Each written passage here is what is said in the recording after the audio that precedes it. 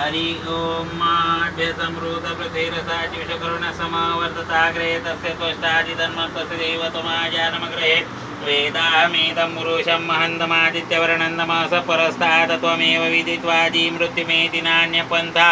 विद्यते यनायः प्रजापति चरति गर्भे अन्तर्जायमानो बहुधा विजायते तस्य योनिं परिपश्यन्ति धीरास्तां तस्मिन् हतस्त्वर्भुवनानि विश्वाहमय देवेभ्यः पत्यो देवानां पुरोहिताहम